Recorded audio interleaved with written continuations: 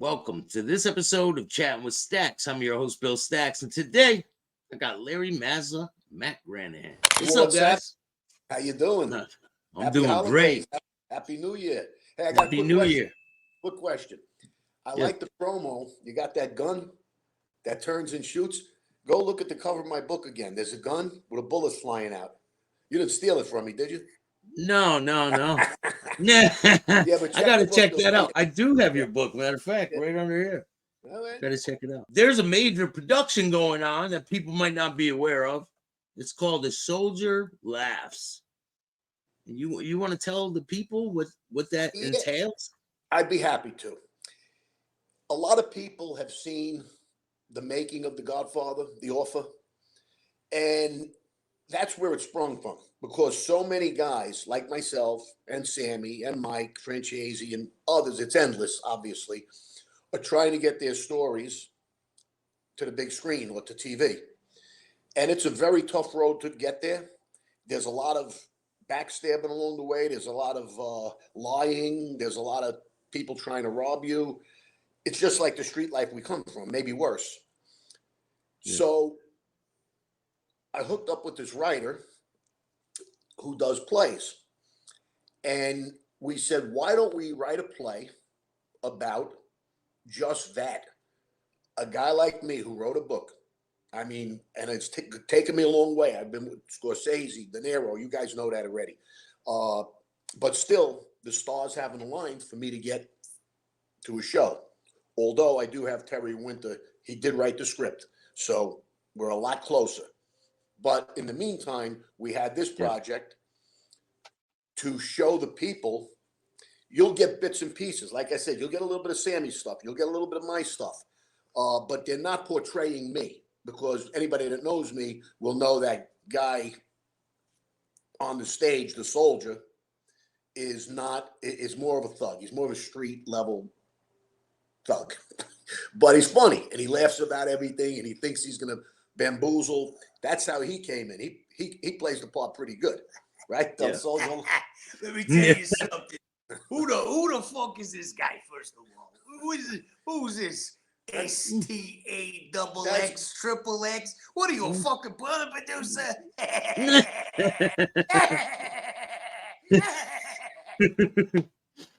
So I get it. It's a theater, Matt. It's a theater. I love it. So, Look at this. Anyway, Staxx. it seemed to be interesting. It's a little bit funny. It's a little raw. You know, we've talked about toning some of it down. Well, let me interrupt you for a second, Larry. Yeah. Staxx likes it raw. But that's the type of character it is, and so it's not me, obviously. I mean, I would hope not. So, but the idea came about that road trying to make it happen, and very few people get it to happen, and the few that did probably got screwed because they didn't really understand Hollywood. Like, you know, what's his name? The original Goodfellas guy. Who was that? Mercedes, No, the guy, the actor, Henry Hill. Henry Hill. Henry Henry Hill. You Yep. know, comes out, he got screwed. He got hardly any money. They And that paid was him. Died broke. Yeah, He died broke. So, you know, Yeah. now it's come a long way, so people know better. You get yourself not an agent, but an attorney, an entertainment attorney, and I have all that through my producers. So I'm in a little bit of a better position, and we're partners. You know, that's been documented in writing. We're partners. So Eddie's not the type of guy that, you know, I know him too long now, but I'm going off track. So anyway, getting back, you need somebody like that if you're going to get into Hollywood. And he started Mob TV, and that's a place where we could probably stream this play to get it out there, to get people to see it. We got the station, Mob TV. It's now it's Infamous TV because it's more than just Mob, but it's all about crime and stuff. So Is it an app? Is it an app it's that still people on can Plex. watch? You go to Plex TV and you can punch in Infamous TV or Mob TV, but it now comes under Infamous. They've put them together. Terry Winter is partners in that, so that's a big deal. Joe Paletta is partners. That's the two main guys that I'm dealing with. But again back to the play. Be realistic about it. We want to get it out there. put two good actors on the stage. I'll introduce it, maybe narrate parts of it, or the intermission, come out, and I'll be part of it. And I think it's a great idea. I think we could pull it off and eventually stream it somewhere. Not only a play, but also on TV. And what else brought this about was during the pandemic, you couldn't film anything. Everybody had to be 6 feet apart. So we said, this is a two-man show. You got a writer behind the desk. You have the wise guy on the other side of the desk. And they're going back and forth. When the writer gets a little sarcastic, or what do you think you know about writing? And the actor comes in and says, he said, who the fuck you? See, I don't want to use those words. What do you think about writing? Eh? You know something, Staxx? I don't think you even know how to write your own name. But in all seriousness, Bill Staxx, Larry laid it out extremely well, extremely smoothly. So I want to talk about how I got involved in this whole deal. I don't know the playwright, but apparently he's a grantomaniac. He's followed me, and you guys know I can entertain, whether it's mixed martial arts, MMA, professional wrestling, stand-up comedy, crooning. Larry's heard me sing on quite a few occasions. You give me a little scotch and a microphone, and I can light up the room, but never stage acting. But this play is not based on Larry. It's inspired by his book, The Life, which is a great book, which is a great story. And I've known for decades the types of characters that this movie is based on, these thugs that it's based on. It's not based on Larry. Larry is as intelligent a businessman, but I know a lot of thugs. And I can play this role very well. And what we want to do is we want to bring this to just a single show, just one show. We want to go slow, and we want Larry to host it. The question of who will play the writer is up in the air right now in Florida. It could potentially be Lawrence, Larry's son, who's a very accomplished actor, but he has a lot going on. It might be another great friend of ours, a fellow MMA veteran, but a man who is also a UFC veteran, a great guy by the name of Jason Reinhardt. One more I want to throw in. Yeah. It's Greg DeFrancia. He was my fellow hitman in The Irishman, and he was in the Green Book. He was in that TV series Power. Yeah. He'd be perfect also. So we've got options, and get that first show rolling, film it. Just the one show. And get it, and see how it goes. And we got a venue. We've got a couple of venues. Talk about the venues, Larry. Yeah. You got some fantastic. Well, there's 3 or 4 places down here. One of them, the one that my son worked at for years as an actor, Cocoa Village Playhouse. I believe it's a little too raw for this type of place. It's a little town. They do The Sound of Music. They do Some Like It Hot. They do a lot of comedy, Chicago, things like that. More conservative there, right? But now I also have a friend that I can go to, Alfie Silva, who has his own place called the Tangiers.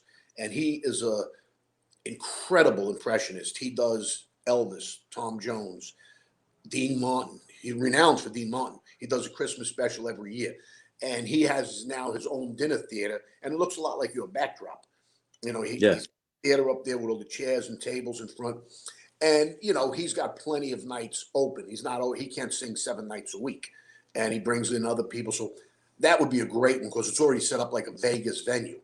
So, we'll obviously pay him for his facility, work something out, and we could, I think we could fill that up if we promote it properly. And then it's got to be good. It could get to Vegas. If you put a good show on a few times, maybe one of the casinos, not the big Coliseum, but you could fill up a showroom at 3 nights a week. There's so many people in Vegas. They hear this mob show, and you build it the right way. People will come, and then 100%. Maybe somebody in Chicago. Eventually, if it keeps going well. Maybe somebody in Connecticut, named Bill Staxx, who Right. was asked to play the writer up Yeah. there when it comes to the That's right. Northeast, right? Right. Hey, Also, you know, I'm then open for it. You then know. you can get off Broadway. This may take 3, 4, 5 years. You know, maybe Yeah. whatever. And Then you can get to Broadway, but you can't go in with this delusion, especially if you don't have the funding. And I want to clarify this for your audience, and Larry knows this, and you know this, Bill. My interest in and involvement in this project, I have a lot of other things going on, and I'm really at the stage of life where I enjoy life. I don't want to travel all over the country. My only interest is to do this role here in Florida, and will be my honor to do the very first one, and perhaps the first few with Jason Reinhardt, and then pass the baton here in Florida, and then pass the baton on to New York and on to Las Vegas. So I like to keep it simple. I like to keep it reasonable. I like to get it done. And I think that's the main reason why Larry and I want to come on the show, because what we're building to is hopefully announcing a date, and I'd like to announce one fairly soon, of the first show. I just want to get one show. That's it, just one show, and just go from there and blossom from there. And how cool is this? I mean, Larry, let's talk about it. Bill, let's talk about it. The reason why this quote unquote mob genre is becoming so popular, and I was adverse to all this stuff for a while, is because it's old school. People want to step back in time. People want vintage. They want old school. They want characters. People are sick of the mundane. They're sick of the political correctness. And let me tell you something. Let me tell you something right now, Larry and Mr. Staxx. I want to tell you something.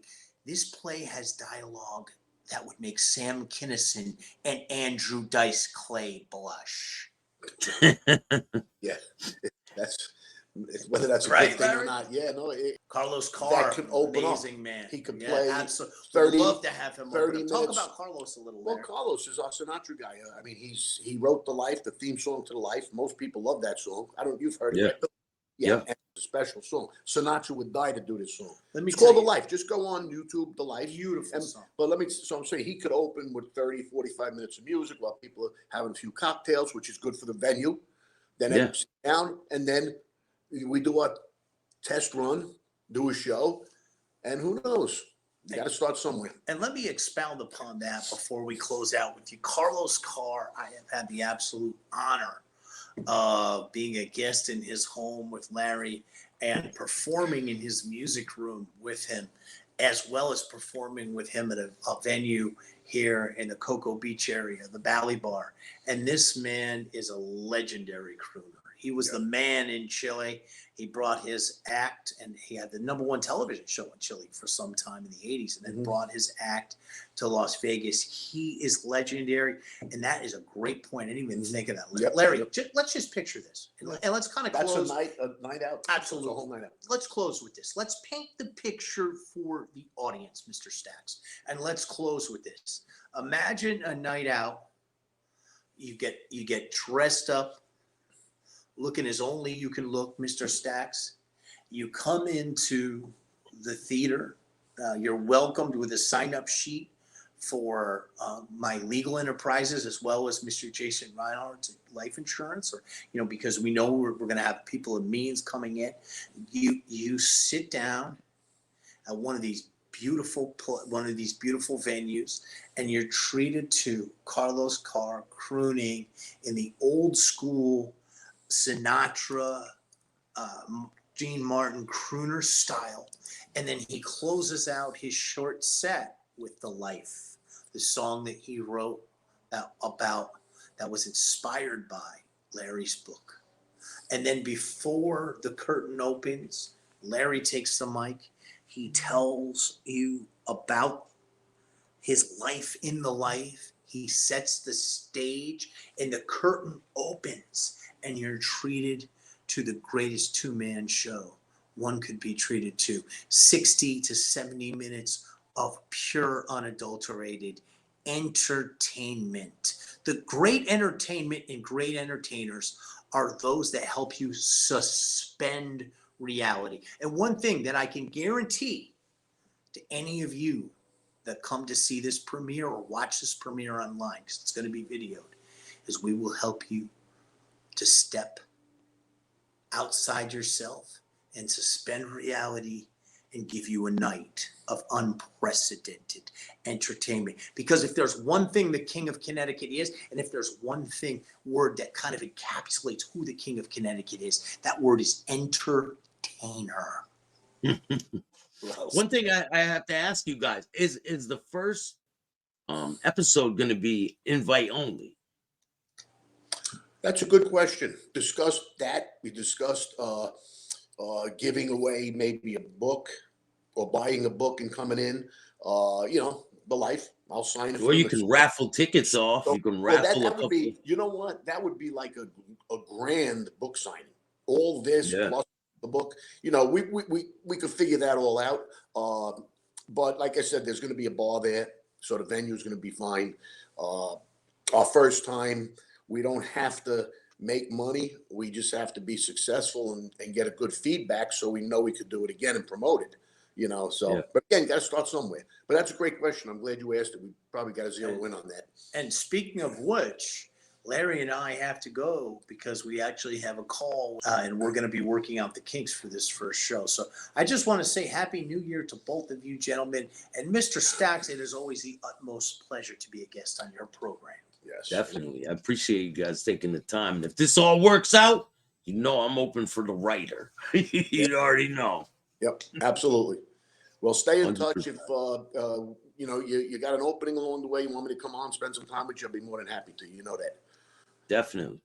I All right, appreciate Phil. you guys. And if you guys like this content, hit the like button, subscribe, hit the notification bell. And if you don't like this content, start your own podcast. Peace. Thanks, man.